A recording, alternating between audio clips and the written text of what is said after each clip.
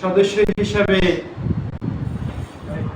আমি আমার পক্ষ থেকে যেখানে অন্যায়, অত্যাচার, অবিচার হবে, মানবাধিকার লঙ্ঘন হবে, আমি আমার 100% শক্তি দিয়ে চেষ্টা করব মানবাধিকারের লঙ্ঘনের বিষয় প্রতিবাদ করতে।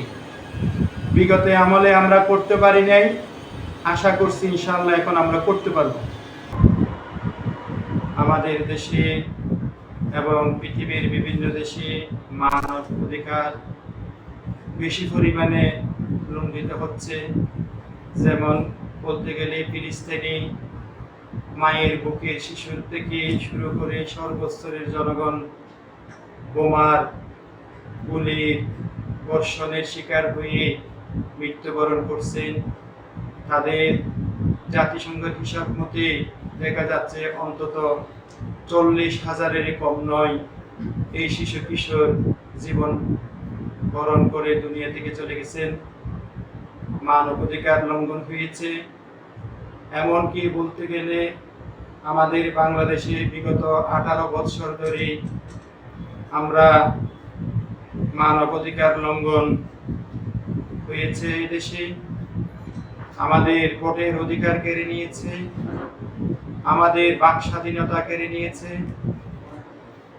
আমরা এই বর্তমান স্বাধীন দেশের নাগরিক হিসাবে আপনাদের সামনে দুই একটা কথা বলার জন্য উপস্থিত হয়েছি। এই দেশের মানুষ, 18 কোটি মানুষ জেলখানায় ছিল। যেমন কারো মুখ দিয়ে কথা বলতে এই সরকার দেয় নেই, এবং ভোট আসলে 3 দিন আগে হাজার হাজার মানুষকে মামলা দিয়ে জেলখানায় নিক্ষেপ করতেন, এবং দিনের ভোট রাতে দিয়ে কমপ্লিট করে নিজে নিজে সরকার গঠন করে পার্লামেন্টে গণভবনে বেঁধে স্বৈরাচার সরকার বলতেন আমি তো আবার 5 বছরের জন্য হয়ে গেলাম, আমাকে জনগণ ভোট দিয়েছে। সম্পূর্ণ এইভাবে মিথ্যা কথা চালিয়ে মানুষের গলা চেপে ধরে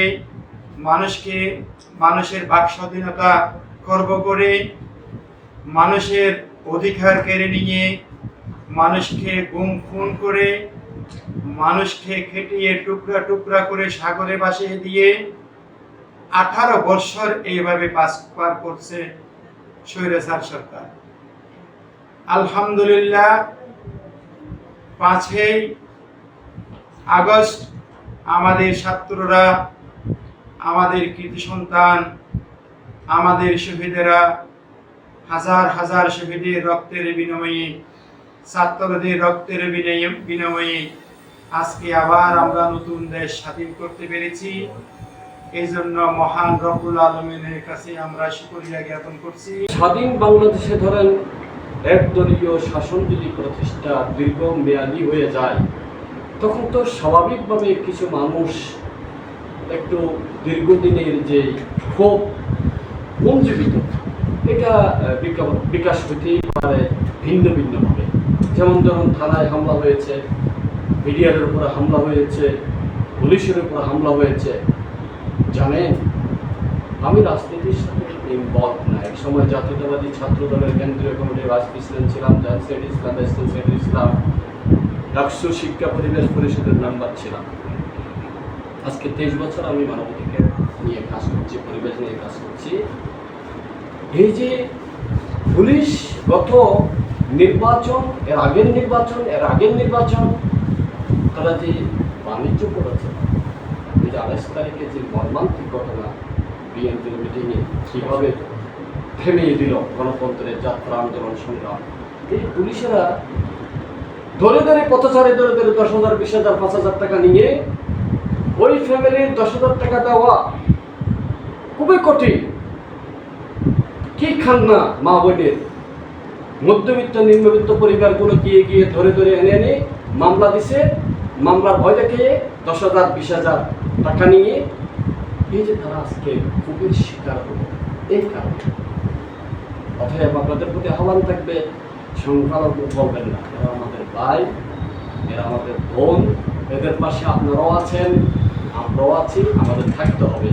এই যতদিন আছে এই পৃথিবী যতদিন আছে কাউকে অধিকার থেকে বঞ্চিত করা যাবে না।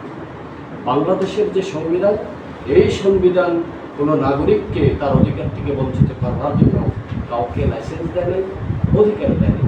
ধন্যবাদ।